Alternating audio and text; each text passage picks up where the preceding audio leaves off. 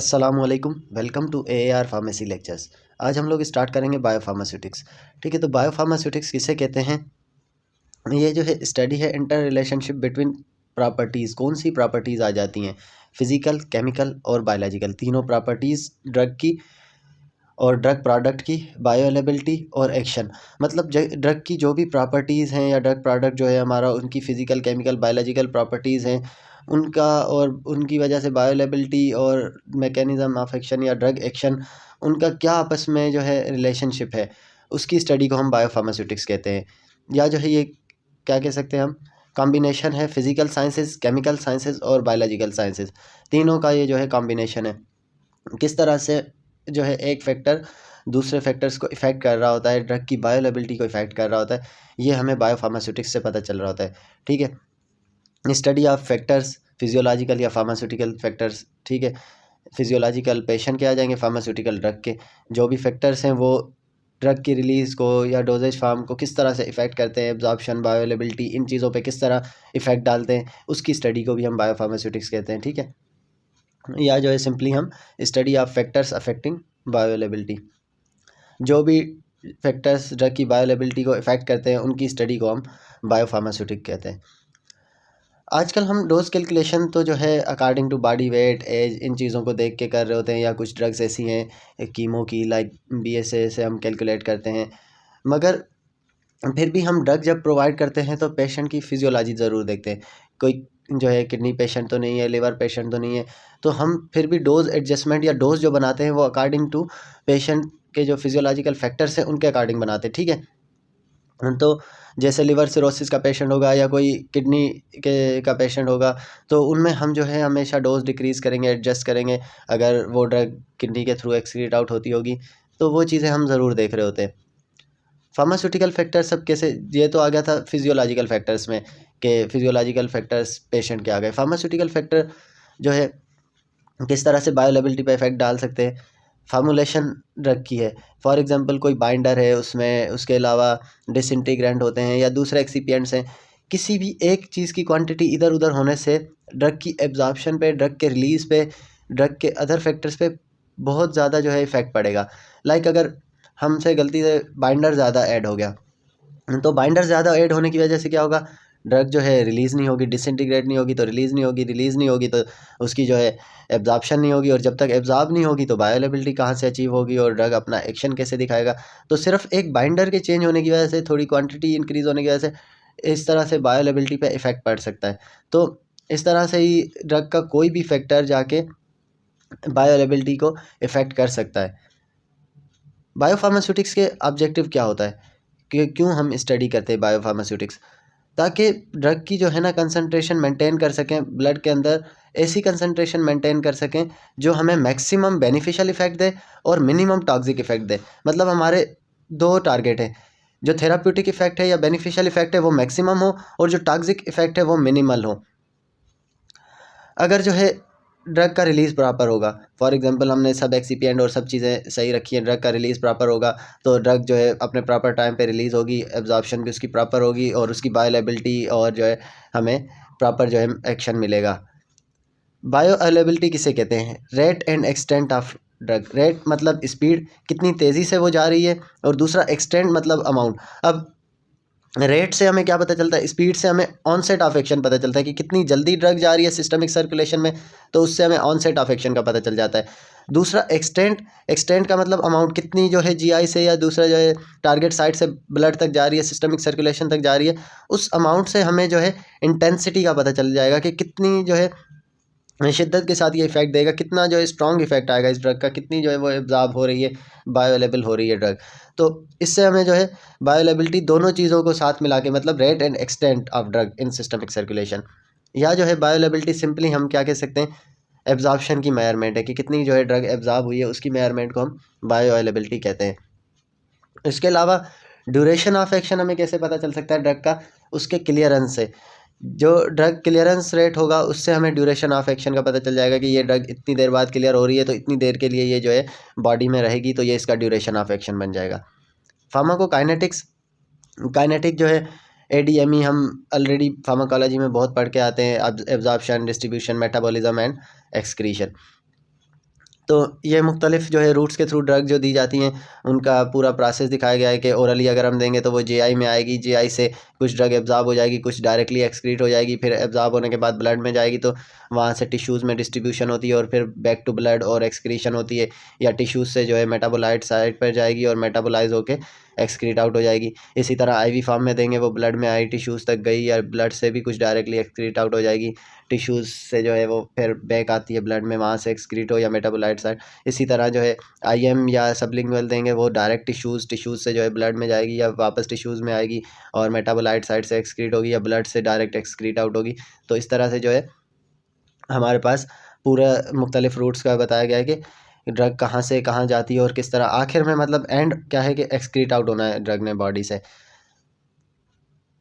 Distribution जो है वो रिवर्सिबल प्रोसेस है, उसमें जो है ड्रग हमारे पास पहले ब्लड से जाती है टिश्यू में और फिर टिश्यू से वापस ब्लड में भी आ जाती है। ठीक है, पहले प्रीवियसली हमने पढ़ा था एडीएमई आदमी। ठीक है, अब बायोफार्मास्यूटिक्स में दो चीज़ें और ऐड हो गई, स्टार्ट में एल और आखिर में आर, लेडमर बन गया। अब liberation, absorption, distribution, metabolism, excretion और रेस्पॉन्स। मतलब ड्रग रिलीज़ होने के बाद एब्जॉर्ब हुई, फिर डिस्ट्रीब्यूट हुई, फिर उसका मेटाबॉलिज्म हुआ, फिर वो जो है एक्सक्रीट आउट होगी। ठीक है, और इसी दरमियान में उनका रेस्पॉन्स भी आ जाएगा ड्रग का कि रेस्पॉन्स क्या दिया। तो अब ये 6 चीज़ें हो गई। फार्मास्यूटिकल इक्विवेलेंट हम किसे कहते हैं? ऐसी ड्रग प्रोडक्ट जिनका जो है एक्टिव इंग्रेडिएंट सेम हो, सेम साल्ट हो, सेम स्ट्रेंथ हो। फॉर एग्जांपल मैं उठा लेता हूँ डाइक्लोफेनेक, तो डाइक्लोफेनेक हैं तो दोनों एक्टिव डाइक्लोफेनेक होंगे। ठीक है, साल्ट सेम है मतलब दोनों डाइक्लोफेनेक सोडियम ही होंगे। फिर स्ट्रेंथ या कंसनट्रेशन भी सेम होगी, दोनों 50 mg की होंगी। ठीक है, डोजेज फॉर्म भी सेम होनी चाहिए। ऐसा नहीं है कि एक जो है मैं डाइक्लोफेनेक इंजेक्शन उठा रहा हूँ तो दूसरी टैबलेट, मतलब दोनों टैबलेट होनी चाहिए। फिर dosage form, route of administration, सब चीज़ें उनकी अगर सेम होगी तो वो कहलाएंगे फार्मास्यूटिकल इक्विवेलेंट। ठीक है, हो सकता है कि वो जो है उन्होंने फ्लेवर वगैरह और उनकी साइज़ शेप वगैरह चेंज बनाई हो। जैसे हमारे पास डाइक्लोफेनेक सोडियम की मिसाल है वोल्ट्राल और आर्टिफिन, दोनों आती है, तो दोनों की आप पैकेजिंग वगैरह देखेंगे और जो है उसकी साइज़ शेप कलर वगैरह वो सब चीज़ें डिफरेंट हैं, मगर उनके अंदर जो एक्टिव साल्ट स्ट्रेंथ सब चीज़ें सेम है, तो वो दोनों फार्मास्यूटिकल इक्विवेलेंट कहलाएंगी। ठीक है, इक्विवेलेंट्स हम क्या कहते हैं कि वो एक दूसरे के साथ सिमिलर होंगे। ठीक है, मतलब उनकी एब्जॉर्प्शन, स्टेबिलिटी, सब चीज़ों में जो है रिलेशनशिप होगी। मींस अगर हम कहें कि हम आर्टिफिन की जगह वोल्ट्राल दे रहे हैं या वोल्ट्राल की जगह आर्टिफिन दे रहे हैं तो उनके ये फैक्टर्स तकरीबन सिमिलर होंगे, एब्जॉर्प्शन, स्टेबिलिटी वगैरह सब चीज़ें। बायो इक्विवेलेंट्स किसे कहते हैं हम? जिनकी सेम बायो अवेलेबिलिटी हो, मीन्स दो ऐसी ड्रग जिनकी बायो अवेलेबिलिटी सेम हो।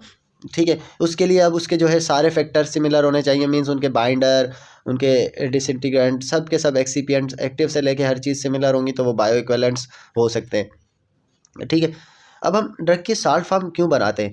ड्रग की साल्ट फॉर्म इसलिए बनाते हैं ताकि उसकी जो है एक्वस सॉल्युबिलिटी को इंक्रीज़ किया जा सके। ड्रग की सॉल्युबिलिटी को बढ़ाने के लिए उसको साल्ट फॉर्म में कन्वर्ट किया जाता है। अब हमारे पास आ जाता है फार्मास्यूटिकल अल्टरनेटिव। पहले था इक्विवेलेंट, अब अल्टरनेटिव। फार्मास्यूटिकल अल्टरनेटिव में क्या होगा? ऐसी ड्रग प्रोडक्ट जिसका एक्टिव इंग्रेडिएंट तो सेम होगा मगर उसके अलावा कोई भी एक चीज़ डिफरेंट होगी। माइट भी उसका साल्ट चेंज हो, ठीक है, डोजेज फॉर्म चेंज हो, उसकी जो है कंसनट्रेशन वगैरह चेंज हो। लाइक डाइक्लोफेनेक सोडियम की जगह हमारे पास डाइक्लोफेनेक पोटेशियम। ठीक है, इनका साल्ट चेंज है, एक में सोडियम है दूसरे में पोटेशियम है, तो ये जो है फार्मास्यूटिकल अल्टरनेटिव हो जाएंगे।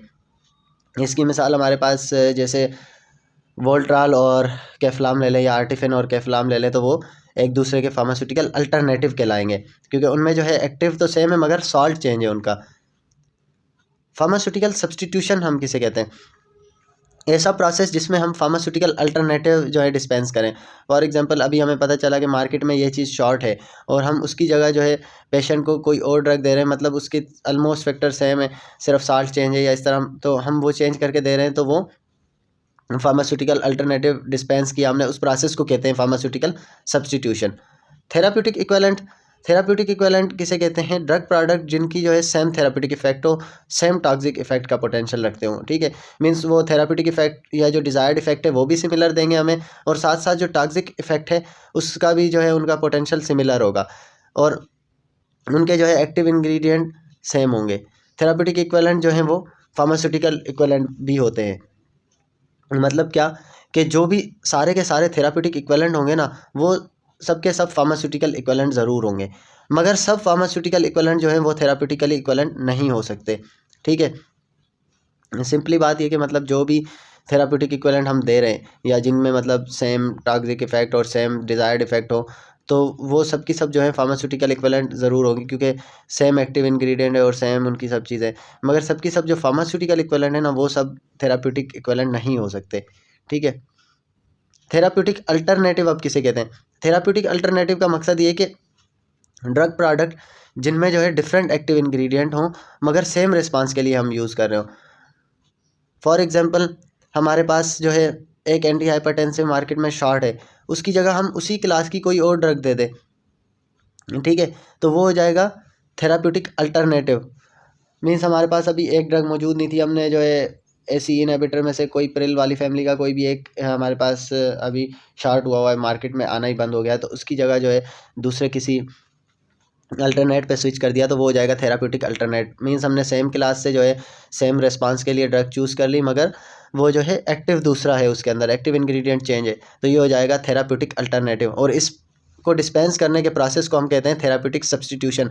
मीन्स हमने जो है एक एक्टिव की जगह दूसरा डिस्पेंस किया, उस प्रोसेस को कहेंगे therapeutic substitution, the process of dispensing therapeutic alternative. फिर आ जाते हैं जेनरिक सब्स्टिट्यूशन। जेनरिक सब्स्टिट्यूशन का मकसद क्या है कि एक ब्रांड की जगह दूसरा ब्रांड दे। मीन्स हमने जो है जेनरिक सेम रखा, ब्रांड की जगह दूसरा ब्रांड दे दिया, लाइक वोल्ट्राल की जगह आर्टिफिन दे दिया या आर्टिफिन की जगह वोल्ट्राल दे दिया। तो फार्मास्यूटिकल इक्विवेलेंट्स जो थे हमारे पास, फार्मास्यूटिकल इक्विवेलेंट्स की जो डिस्पेंसिंग होती है, मीन्स सेम जो है हर प्रॉपर्टीज़ में सिर्फ ब्रांड उनका चेंज हो, उसको हम कहते हैं generic substitution. Chemical equivalents, chemical equivalents जो हैं वो फार्मास्यूटिकल इक्विवेलेंट्स भी होते हैं। ऐसी ड्रग प्रोडक्ट्स जिनमें सिमिलर क्वालिटी हो और प्योरिटी स्टैंडर्ड्स भी उनके सेम हो। ठीक है, जैसे हमारे पास अब केमिकल नेम है एसिटाइल सैलिसाइलिक एसिड, एस्पिरिन में हमारे पास मुख्तलिफ जो है होंगी कंपनियों के, मगर उनकी हमें क्या चीज़ें सेम होनी चाहिए, क्वालिटी भी सेम हो और प्योरिटी स्टैंडर्ड भी सेम हो। ठीक है, तो उनको हम कहेंगे chemical equivalents. Drug disposition, drug disposition उस प्रोसेस को कहते हैं हम जिसमें जो है हमारे पास सिस्टम से या जो है ब्लड से ड्रग की अमाउंट कम होना शुरू हो। ठीक है, ड्रग की कंसंट्रेशन जिस प्रोसेस से कम होगी उन प्रोसेसेस को हम कहते हैं ड्रग डिस्पोजिशन। ठीक है, डिस्ट्रीब्यूशन का प्रोसेस है, वो हमारे पास ब्लड से जो है ड्रग को निकालता है, तो उसको हम जो है ड्रग डिस्पोजिशन का प्रोसेस कहते हैं, क्योंकि वो जो है ब्लड से ड्रग की अमाउंट को कम करता है। उसके अलावा मेटाबॉलिज्म जब भी होगा तो ब्लड से जो है ड्रग की अमाउंट कम होगी, एक्सक्रीशन जब भी होगी तो ड्रग की अमाउंट जो है ब्लड में कम हो जाएगी। तो ये तीनों जो प्रोसेस है, डिस्ट्रीब्यूशन, मेटाबॉलिज्म और एक्सक्रीशन, DME, ये तीनों के तीनों जो हैं ड्रग डिस्पोजिशन के प्रोसेसेस है। ठीक है, तो DME को हम क्या कहते हैं, ड्रग डिस्पोजिशन प्रोसेसेस। और अगर मेटाबॉलिज्म और एक्सक्रीशन को कंबाइन कर लिया जाए तो ये दोनों बन जाते हैं एक ही एलिमिनेशन, मतलब डिस्ट्रीब्यूशन और एलिमिनेशन जो है ये दोनों के दोनों ड्रग डिस्पोजिशन के प्रोसेसेस हैं। अगर हम लेडमर के प्रोसेस को समझना चाहें तो ये डायग्राम समझ लें। देखिए, सबसे पहले रिलीज़ ऑफ द ड्रग होती है, जैसे ही ड्रग आई वो रिलीज़ होगी, लिब्रेशन दिया हुआ है। फिर सेकंड, वो जब रिलीज़ होकर ब्लड में आ गई तो वो हो गया एब्जॉर्प्शन, इसको ए से डिनोट किया है। फिर एब्जॉर्प्शन के बाद वो जो है टिश्यूज़ तक जाती है, तो इसको हम कहते हैं डिस्ट्रीब्यूशन, D से डिनोट कर दिया है। फिर रिस्पांस दिखाती है अपना, रिस्पांस दिखाने को हमने R से शो किया है। और फिर डिस्ट्रीब्यूशन के बाद वो वापस ब्लड से जो है मेटाबॉलिक साइट तक जाएगी, वहाँ पे जाके उसकी मेटाबॉलिज्म भी होगा और वहीं से एक्सक्रीशन भी होगा, तो उसको M और E से डिनोट किया है। ठीक है, तो ये पूरा लेडमर का प्रोसेस है कि किस तरह से ड्रग आई और ब्लड में गई, अपनी टारगेट साइट तक गई, एक्शन दिखाया, फिर मेटाबोलाइज होकर एक्सक्रीट आउट हुई। तो ओवरऑल इस तरह से जो है ड्रग बॉडी में जाती है। बहुत शुक्रिया वीडियो लेक्चर को देखने का। फर्दर आप लोगों को कोई भी कन्फ्यूजन हो, इस चैप्टर में से कुछ समझ में नहीं आया, तो आप लोग मुझसे पूछ सकते हैं। इंशाल्लाह नेक्स्ट चैप्टर के साथ जल्द हाजिर होंगे।